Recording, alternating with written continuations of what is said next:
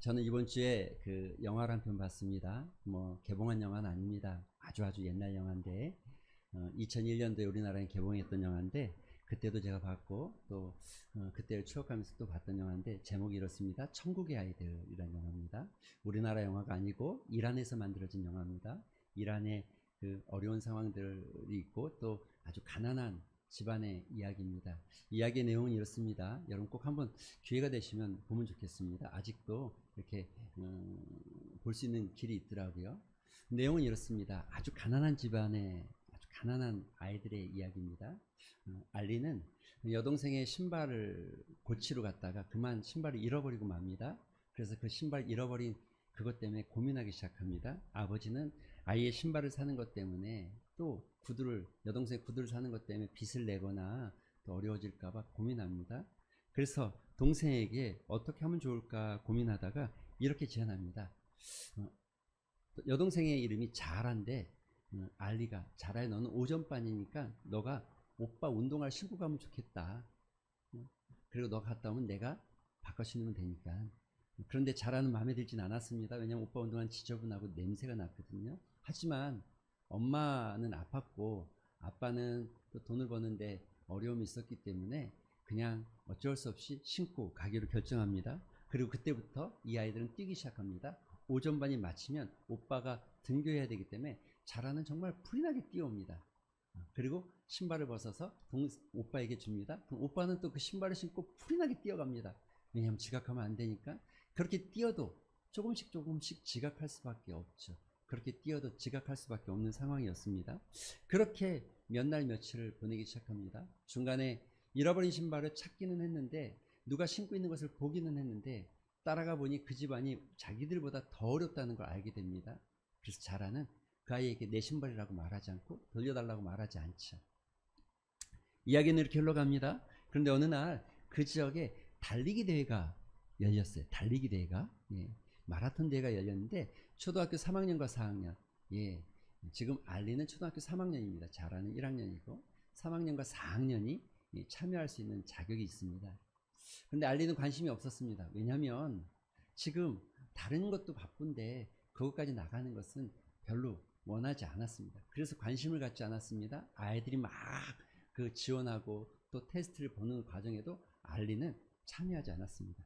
그런데 대회가 개최되기 불과 일주일 앞에 두고 공고가 붙었는데 상품이 이겁니다. 1등 2주간의 캠프 그리고 멋진 브랜드의 추리닝 한 세트.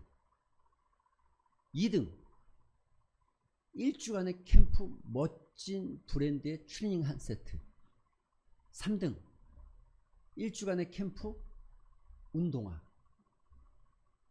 알리가 운동화가 눈에 들어왔습니다.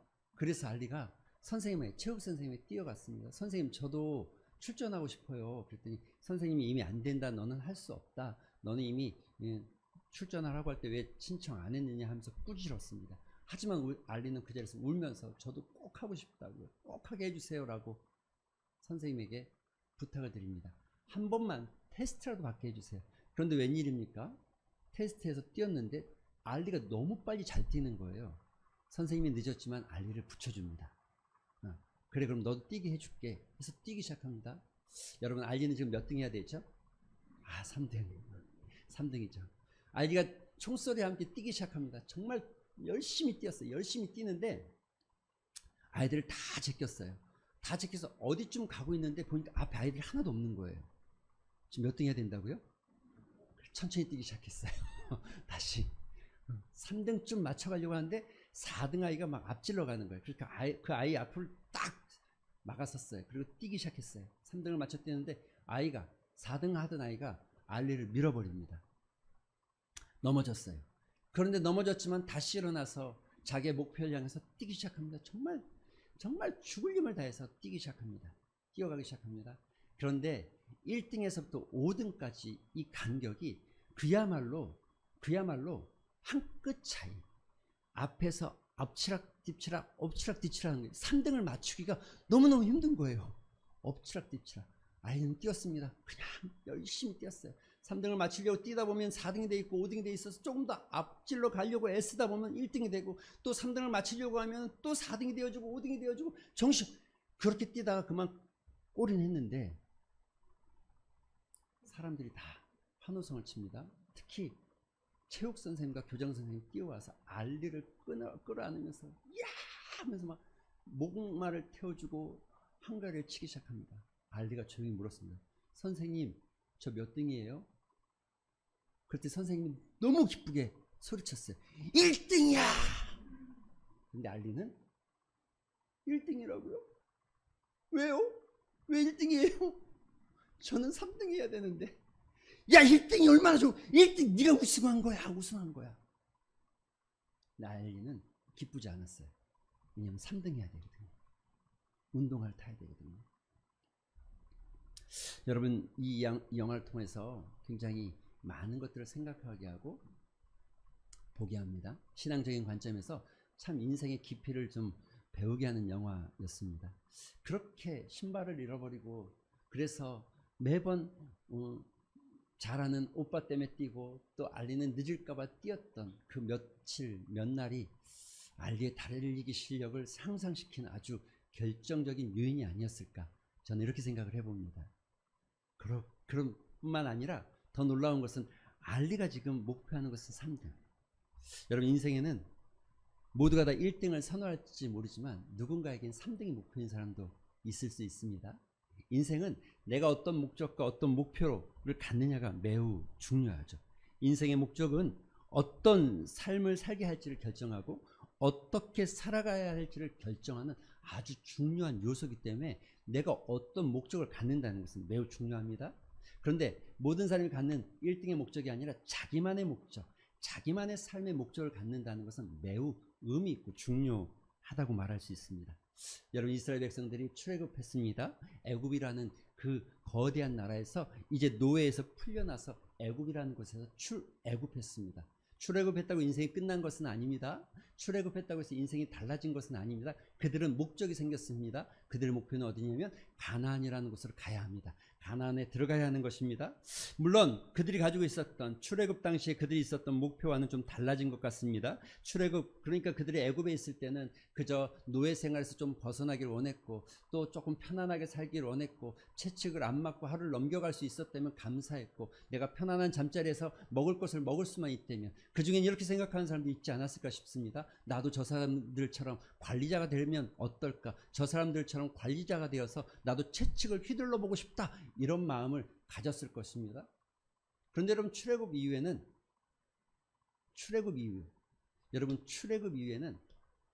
유대인들, 이스라엘 백성들은 목표가 바뀌었습니다. 이제 그들의 꿈과 목표는 가나안입니다. 물론 여기에도 동상이몽이 있을 수 있습니다. 가나안을 꿈꾸지만 그들 중엔 이렇게 꿈꾸는 사람들이 있었을 것입니다. 아마 가나안에 가면 편안하게 살 수 있을 거야. 가나안에 가면 뭔가 지금처럼 이렇게 어렵지 않게 살 수 있을 거야. 가나안은 그래, 나도 저들처럼 뭔가 권력을 부릴 수 있고 뭐 생채기를 부릴 수 있을 만한 어떤 힘이 생길 수도 있을 거야. 이런 꿈을 꾸었을지도 모릅니다. 하지만 여러분, 가나안의 꿈은 그와 같은 꿈이 아니라는 것을 우리는 알고 있습니다. 가나안은 그와 같은 곳을 말하는 것이 아닙니다. 하나님께서 다스리는 나라, 하나님의 통치가 있는 가나안. 그 가나안으로 이제 출발하기 시작합니다. 출애굽 이후 그들은 새로운 꿈과 새로운 목표를 가지고 살아가기 시작하는 것입니다. 인생은 목표가 바뀌면 삶이 바뀌고 방향이 바뀌어가고 또 어떻게 살아야 될지도 바뀌어가는 것 같습니다. 저는 90년도 2월 달이죠. 고등학교를 아직 졸업식을 안 했죠. 졸업식을 안 한 상태에서 청년대학교에 수련회를 참여했습니다. 물론 저는 그 전에 교회를 열심히 다녔던 사람입니다. 교회 아주 깊이 있게 나름 빠지지 않고, 주일학교에서 성경 캠프나 성경 퀴즈를 하면 늘 1등 내지는 2등, 3등 안에 들어갈 만큼 아주 열심히 다녔습니다. 그런데 그 90년 2월 달 저에겐 새로운 경험을 하게 됩니다. 여러분, 이런 경험을 우리는 하나님을 만난 경험이라고 말합니다. 그날 그 수련회는 뭔가 좀 달랐습니다. 저에게 굉장히 다른 겨울이었고 다른 시간이었습니다.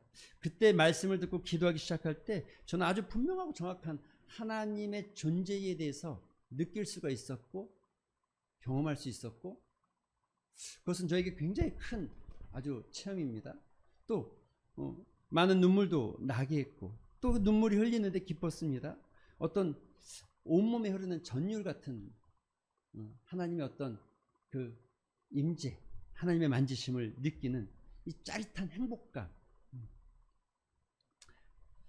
그런데 그렇게 하나님을 만났다고 해도 여러분 인생이 바뀌겠습니까?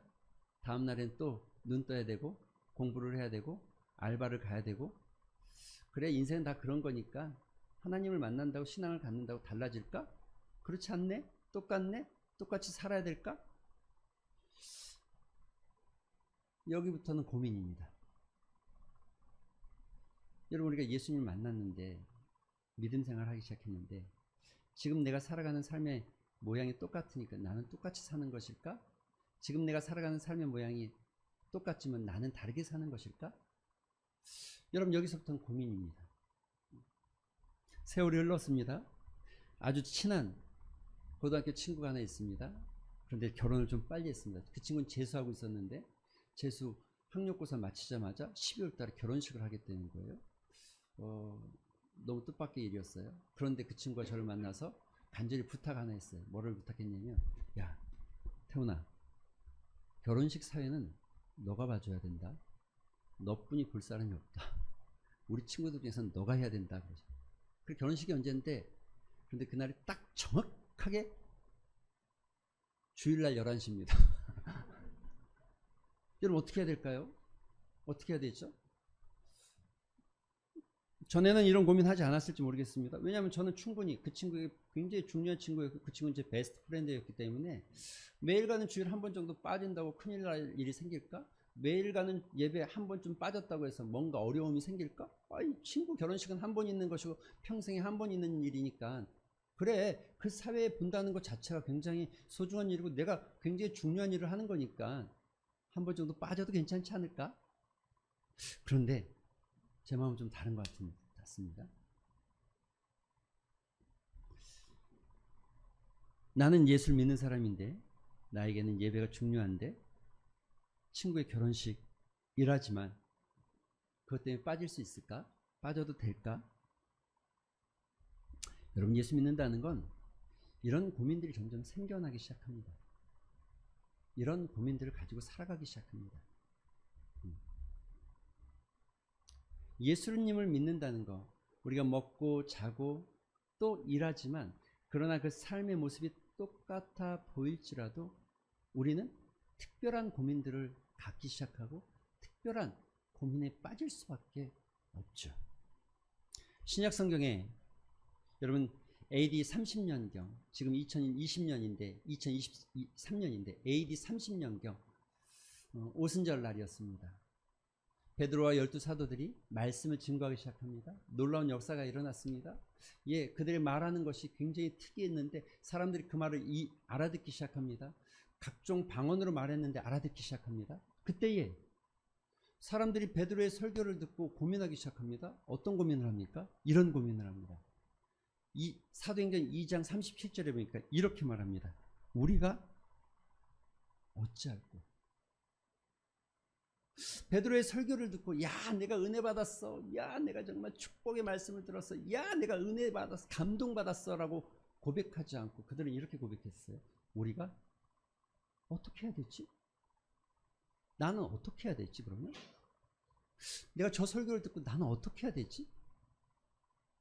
여러분이 어떻게 해야 될지에는 두 가지 의미가 담겨져 있는 것 같습니다. 제가 판단할 때 하나는 내가 지금 이렇게 살아온 내 삶의 과거의 시간들, 내 삶의 모습들이 보여지기 시작하면서 야 내가 정말 이렇게 엉망으로 살았나? 내가 이렇게 살아온 삶을 내가 어떻게 해야 돼? 라고 자기를 자책하고 돌아보고 이걸 우리는 회개라고 말하고 참회라고 이야기합니다. 그런데 여러분 우리가 어떻게 해야 되지? 우리가 어떻게 해야 되지? 이 말의 의미는 거기서 끝나지 않습니다. 그냥 지난 시간을 다 통째로 회개했으니까 끝나는 것이 아니라 우리의 앞의 시간들, 지난 시간 말고 지금 이제 앞으로 우리는 어떻게 살아야 되지? 우리는 어떻게 살아야 되지? 여러분 예수 믿기 시작하면 이런 고민을 하는 겁니다. 나는 어떻게 살아야 되지? 어떻게 사는 거야? 좋은 거지? 어떤 삶을 살아야 할까? 우리가 어찌할꼬? 어떻게 살까? 어떤 삶을 살아야 할까? 여러분이 오늘 읽은 성경은 이렇게 고백합니다. 이렇게 쓰여져 있습니다. 너희는 먼저 그의 나라와 그의 의를 구하라. 그리하면 이 모든 것을 너희에게 더하시리라. 다른 말로 하면 덤으로 더 주겠다. 이렇게 표현하고 있습니다. 그의 나라와 그의 의를 구한다. 여러분 두 사람이 길을 갑니다. 두 사람이 길을 갈 때 가장 평화롭게 가는 방법은 뭐가 있을까요? 이런 거겠죠. 야, 너는 어떻게 가는 게 좋을까? 이렇게 가는 게 좋지 않을까? 서로 상의하기 시작하고 서로를 존중하면서 서로의 마음을 이해하고 서로의 마음을 헤아리면서 그래, 이렇게 하는 게 좋겠구나, 이렇게 가자라고 타협하고 서로의 생각들을 나누어서 갑니다. 굉장히 보기 좋죠? 민주적이고 좋아 보이죠? 그런데 만약에 이 둘 사이가 아주 크게 차이가 나는, 한 사람은 정말 인생을 통달한 거인 같은 존재고 한 사람은 이제 갓 인생을 살아가는 초년병이라면, 여러분 회의를 하고 토의를 하고 서로의 의견을 나누면서 서로의 생각을 맞춰서 가는 게 좋을까요? 아니면 인생의 거인의 말을 따라서 그 인생의 초년병이 따라가는 게 좋을까요?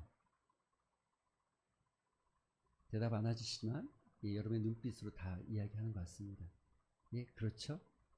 그렇습니다. 맞습니다. 우리가 하나님과 동행하는 것. 여러분 오늘 본문에 이렇게 말합니다. 너희가 무엇을 먹을까? 무엇을 입을까? 너희가 무엇을 먹을까? 무엇을 입을까? 걱정하지 말아라. 이런 것들은 누가 한다고요? 안 믿는 사람들이 하는 것이었다. 믿지 않는 사람들이 구하는 것이다. 하늘에 계신 너희 아버지께서 너희가 필요한 것이 무엇인지를 다 알고 계신다. 그러므로 너희는 뭐 하라고요? 먼저 그의 나라. 여러분 여기 그의 나라라고 하니까 자꾸 우리가 착각합니다. 뭔가 의로운 목표를 가져야 되는구나. 뭔가 고상한 목표를 소유해야 되는구나. 이스라엘 백성들은 출애굽하기 시작했습니다. 가나안까지 가면서 그들에겐 계획이 없었습니다. 그들에겐 전략도 없었습니다. 그들은 그저 할 수 있는 유일한 방법은 한 가지였습니다. 그게 뭡니까? 구름기둥과 불기둥을 따라가는 것. 구름기둥과 불기둥만을 따라가며 살아가는 것. 여러분 이걸 뭐라고 그럽니까? 구름기둥과 불기둥을 뭐라고 그럽니까? 구름기둥과 불기둥을 하나님의 임재라고 표현합니다. 하나님의 임재. 하나님의 임재. 하나님의 임재. 하나님의 임재, 하나님과 동행하는 것, 그것이 바로 그리스도인들이 추구하고 따라가야 될, 먼저 그의 나라와 그의 의라는 것을 잊어버리면 안 됩니다. 광야를 살아가는 방법은, 광야를 지나가서 가나안까지 들어가는 유일한 방법과 유일한 길은 여러분 내 생각과 내 계획으로 하는 것이 아니라 불기둥과 구름기둥을 따라가는 것. 여러분 그런데 여기는 한 가지 조건이 필요합니다. 그 조건은 다름 아니라 이겁니다.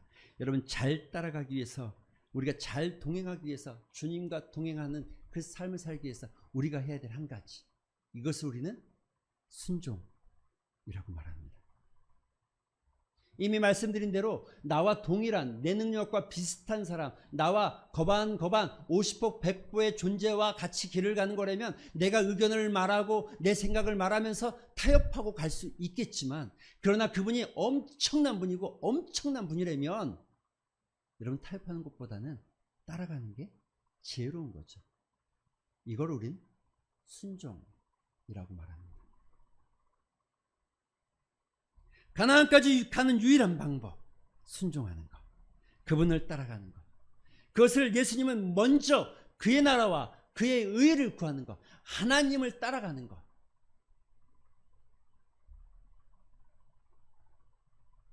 사랑하는 성도 여러분, 이제 말씀을 좀 정리해 보고 싶습니다. 오늘 말씀 드릴 때, 그래서 여러분의 삶 가운데 하나님의 임재가 느껴지기 시작할 때 이런 고민 하셨습니까? 난 어떻게 살아야 되지? 난 어떤 삶을 살아야 되지? 난 어떻게 해야 되지? 아니면 말씀은 들었으나 교회 밖을 나가면 여전히 나는 동일하게 먹고 마시고 입을 것을 걱정하면서 살아가고 계십니까? 신앙은 우리의 인생의 목적을 바꿔놓습니다. 그리고 그 목적을 이루어가는 유일한 방법은 주님과 동행하는 것이다. 그래서 오늘도 우리가 다짐하는 한 가지는 이것입니다. 내가 이 한 주간 또 주님과 동행하길 소망합니다. 주님 뜻대로 동행하길 소망합니다. 주님의 임재 가운데 살아가길 소망합니다. 여러분, 이 믿음의 고백이 있길 소망합니다. 여러분, 이 믿음의 고백 끝에는 반드시 우리가 또 다른 고백이 하나 존재해야 합니다. 주님, 내가 순종합니다. 세상의 말이 아니라 주님의 말씀에 순종하기를 원합니다. 그 뜻대로 따라가기를 원합니다라고 고백하셔야 한다는 거죠. 말씀을 준비하면서 찬양이 하나 생각났습니다. 이 찬양입니다. 허무한 시절 지날 때, 깊은 한숨 내쉴 때, 그런 풍경 보시며 단식하는 분 있네. 고와 같이 너희를 버려두지 않으리. 내가 너희와 영원히 함께하리라. 성령이 오셨네. 성령이 오셨네. 내 주에 보내신 성령이 오셨네. 우리 인생 가운데 친히 찾아오셔서 그 나라 꿈꾸게 하시네. 사랑하는 성도 여러분, 이번 한 주간도 여러분의 삶에서 하나님과 동행하는 꿈, 하나님의 나라가 내 삶 가운데서 이루어지는 꿈, 하나님의 나라가, 하나님의 의가 내 가정과 내 사업터에서 이루어지는 꿈을 꾸는 여러분 되시기를 주님의 이름으로 축원드립니다.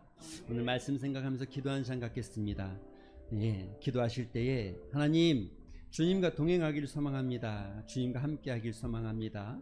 내가 세상을 따라가지 아니하고 세상의 방법대로 살아가지 아니하고 내 안에 말씀이 들려지고 하나님을 만날 때, 하나님의 임재가 느껴질 때 내가 어떻게 살아야 될까를 고민하게 하여 주시옵시고, 내가 어떤 삶을 살아야 될까를 고민하는 삶이 되게 하여 주시옵소서.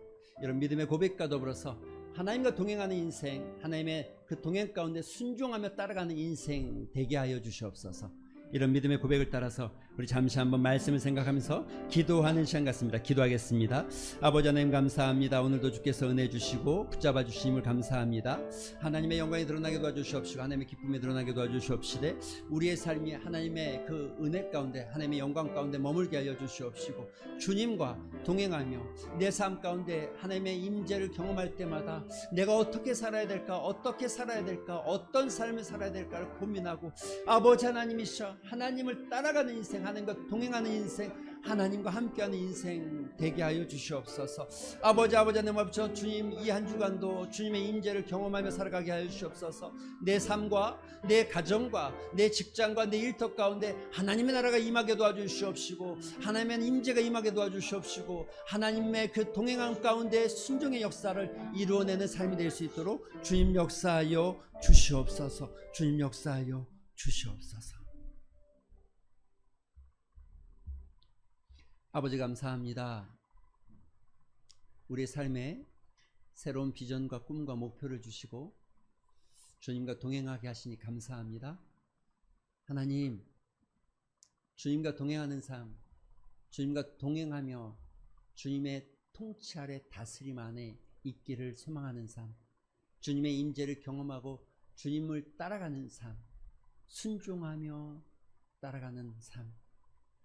이 한 주간도 사랑하는 성도들의 삶 가운데, 그들의 가정 가운데, 그들의 직장 가운데, 그들의 일터 가운데 이와 같은 은혜가 임하게 하여 주시옵소서.